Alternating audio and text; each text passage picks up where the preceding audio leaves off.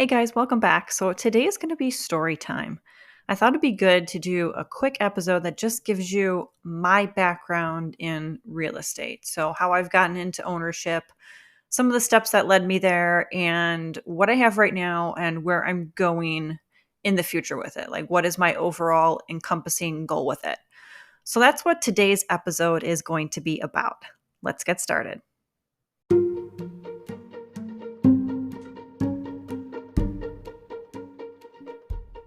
Building a real estate portfolio is as much about buying properties as being a de facto entrepreneur. I'm Karina Ufinger. I'm a multi property investor, rental management company CEO, and also a landlord coach. I'm going to show you the systems and knowledge you need to thrive as a real estate entrepreneur. From your first property purchase to building a portfolio of passive income where you work less than 5 hours a week, you'll learn the essential information and skills to build a profitable portfolio and live the life you truly want. Whether you're well on your journey or just starting out, you're in the right place. Welcome to the Landlord Chick podcast.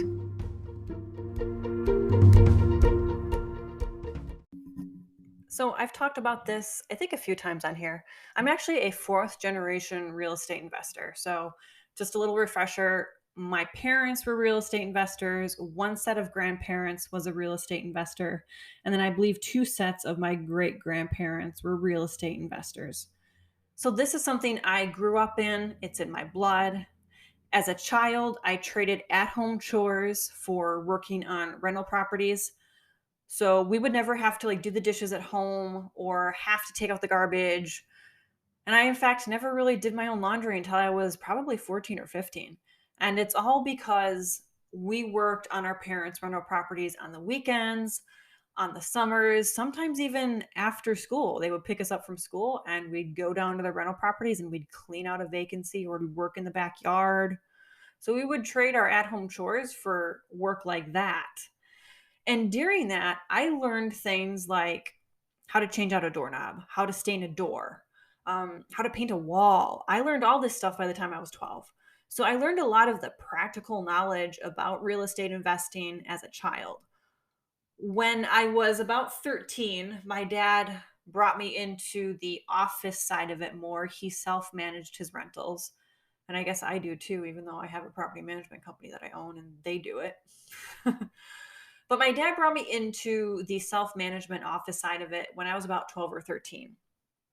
And there I learned about tenant relations, writing tenant letters, entering rents, GL, general ledger accounting, things like that.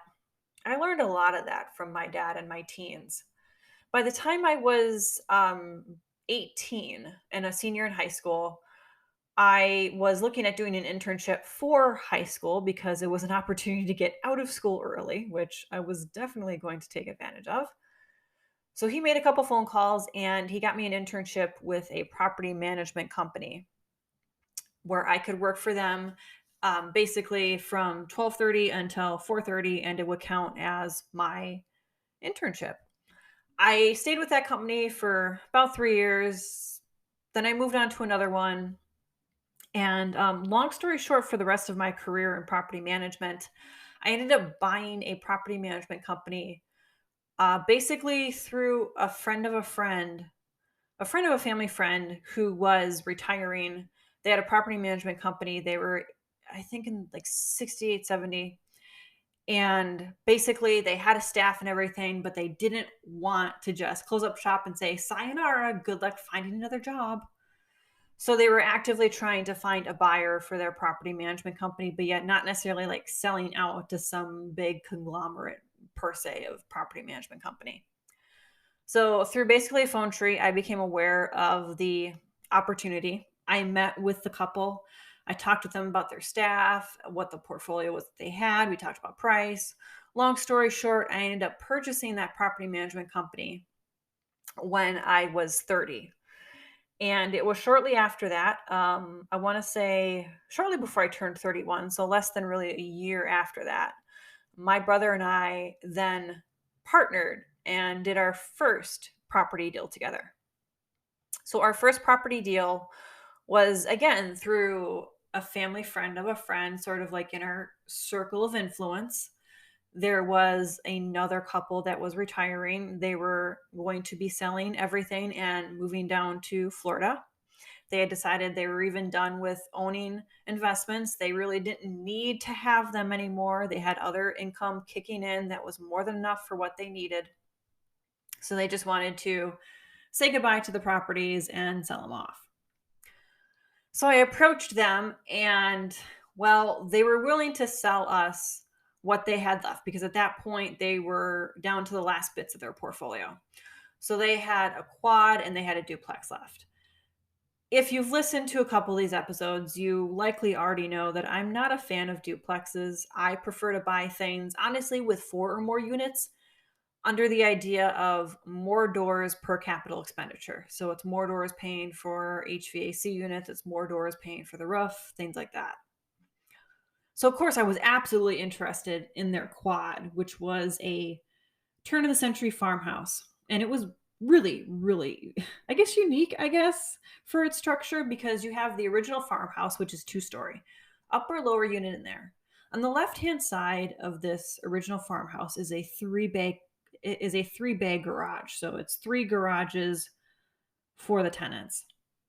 On the right side of the house, there's 2 additional units that are single story. So it's like a ranch home with 2 units connected to a 2 story farmhouse. And it's just kind of the strangest looking thing. So I approached them about buying the quad, and they said, we'll sell you the quad, but you have to buy the duplex. We're not going to sell the quad and be left with just this little measly duplex. So my brother and I talked about it. We did end up taking up on their deal, and what we actually did was we bought into their company because we were buying the rest of their portfolio. And this is sort of a really advanced thing to do, so I don't recommend that if you're a beginner that you run around and offer to buy people's companies and buy into them. Really what we did was we purchased their LLC and we made them 0% owners by purchasing the LLC. Because we purchased the LLC, we could keep the commercial mortgage that was already in place and we can continue to make payments on it, which was going to be for about the same amount that the properties were worth. So we ended up doing that with the first deal. So out of the first deal, we got the quad and we got the first duplex. I would say about, I don't know, 8 or 9 months later, it wasn't even really a year yet. We got approached by friends of the original couple we bought from. They were looking to do the same thing. Offload their properties, sayonara, they were moving down to Arizona to live the good life. And I guess they heard what happened with their friends because guess what we got stuck with again? A quad and a duplex. So we bought their quad and their duplex. This one we did seller financing for. We didn't buy into their LLC. We bought it with seller financing. It went into the existing LLC that we had. And that's how we ended up with our 12 units. Now, it might seem kind of strange that in basically 7 years, we haven't bought anything else. And I want to explain that. So, all these properties that we bought, they had deferred maintenance, and not just deferred maintenance, but also deferred repairs. Both of these couples hired a property manager. They hired, I believe, the same property manager. And unfortunately, that property manager was underservicing them. So there were a lot of deferred repairs and maintenance that we have been cycling through on these properties. Neither my brother and I are in this position to dump loads of cash into these properties, so we're using the cash flow from these properties to make these improvements. And because of that, we've been very strategic with anything regarding rent increases and giving out 30-day notices. And this is actually a great story. When we first bought the first quad, we were generally aware that we would probably have to issue a 30-day because when we walked the property before, there was an indication from 2 of the tenants that the people in one of the units were were trouble. They were bad news bears. They just moved in like probably about 90 days before, and it just been this one long rough storm ever since then for these tenants. So my brother and I really kind of knew, okay, we're going to have to do something about this. And if you're wondering, wait, if they just moved in, how could you do a 30-day notice?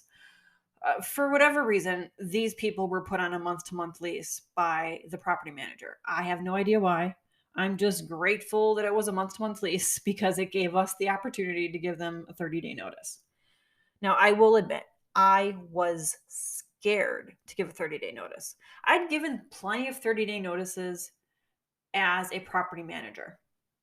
And I always knew they were for the best reasons. Like, okay, I understand you don't want to give a 30-day notice, the landlord, but I'm going to tell you this is a great thing to do. It's the best thing you can do.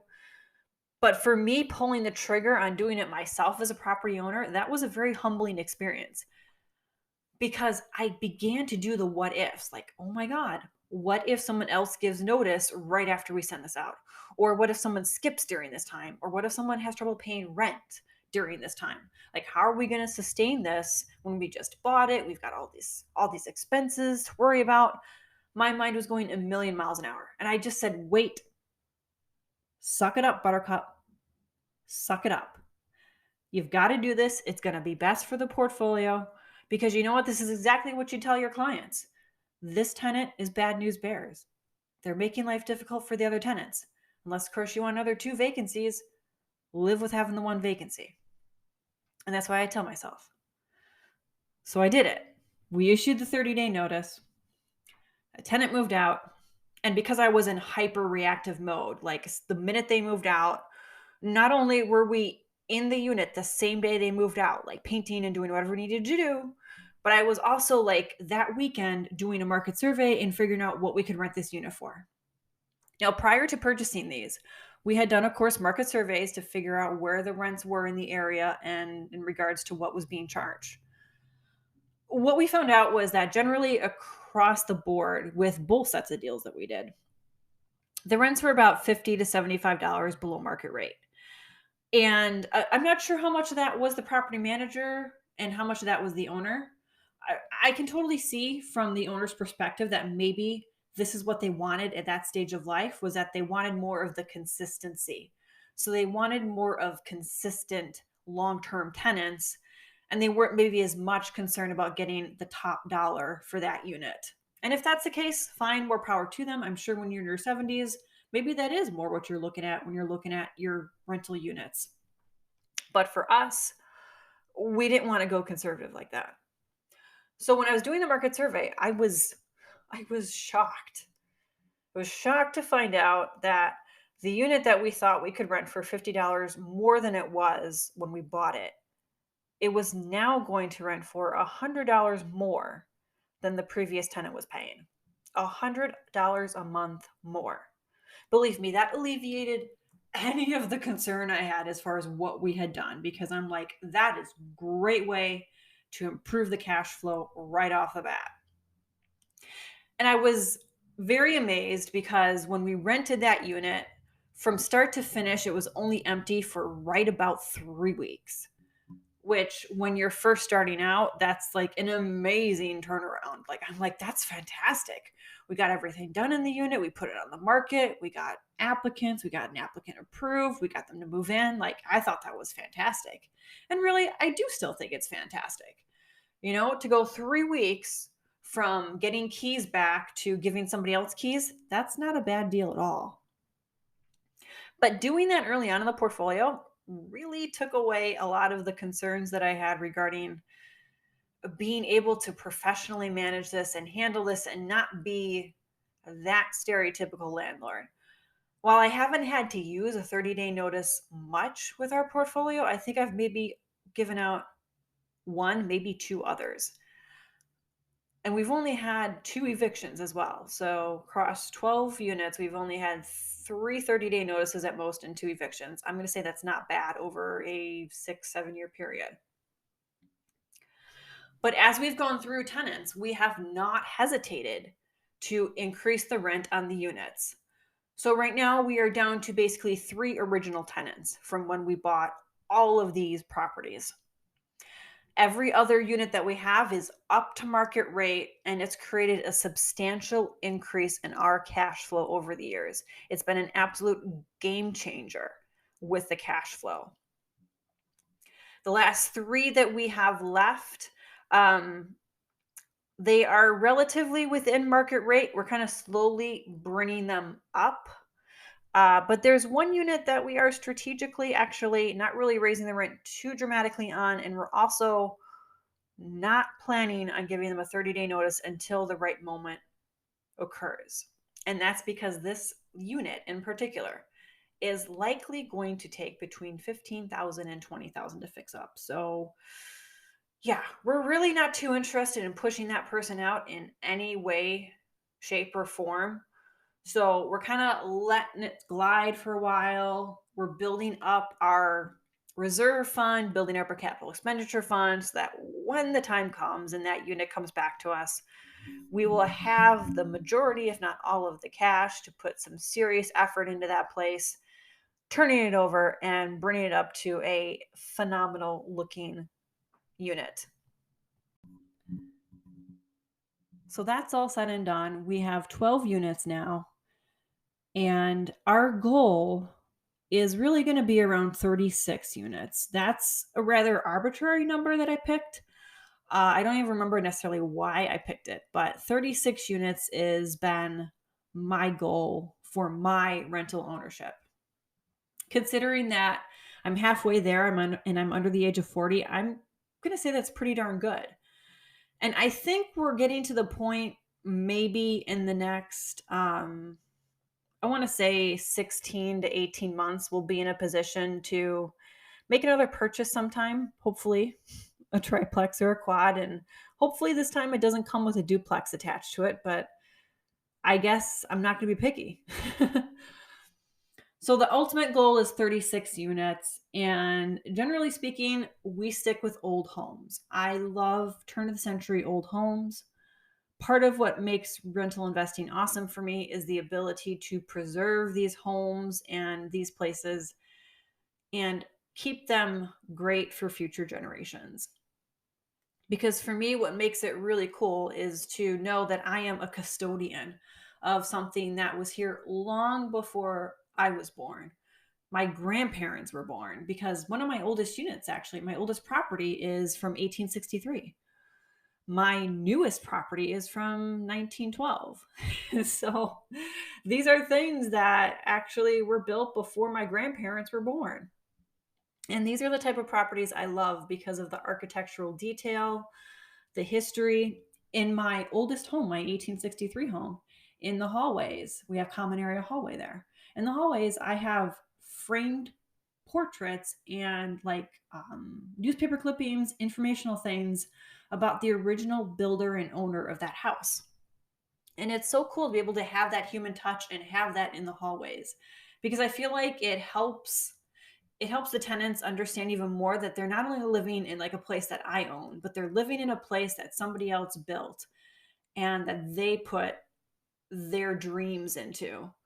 So I guess in my own world, it's sort of like reinforcing the idea that, hey, treat this place nice because it's been a home for other people and it will be a home for other people down the road. Now, the other reason I do real estate investing is to set an example for my nieces. I said at the beginning of this that I learned from my parents, and my dad learned from his dad. And going down the line, I'm sure the other lines on my mom's side, but I'm sure like my great grandparents, they were trying to pass this on to their kids. Unfortunately, it really didn't kind of work that way. But I want to pass this on to my nieces. I want them to learn what real estate can do for them, and I want to have them tangibly experience it. I want to let them know that, hey, this is a great thing to do. I just started telling my 17-year-old niece that people give me money to live in a place that I own, and I pay the expenses out of it, and I still have money in the bank account after I pay the expenses on it. That's the awesome part about real estate. And yeah, there's going to be crummy parts about real estate, but honestly, the best part about it is the passive income that you can get from this. And I'm trying to, especially at her age, reinforce to her the financial implications of owning real estate. With the younger ones, it's more about getting them into the idea of, painting things and, oh, hey, this is a rental property. We're going to Aunt Karina and Dad's rental property. It's getting them acclimated with that sort of general idea because they're younger. As they get older, I'll do the same thing my dad did. I will bring them more into the office side of it, more about like the tenant relations and collecting rent and expenses, things like that.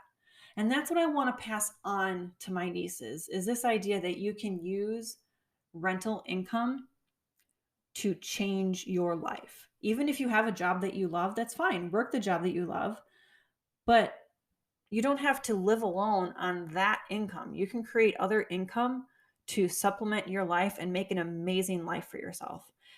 And that's what I want to teach them. Because of everything I do, because of my passive income in real estate, my other passive income, and because of owning my property management company and being an entrepreneur, I've been very blessed that I've been able to take 4-week trips to France and to London. And I wouldn't be able to do that if I had a W 2 job, and I wouldn't be able to do it if I didn't have real estate. And that's what I want to pass on to them. That's what this is all about for me.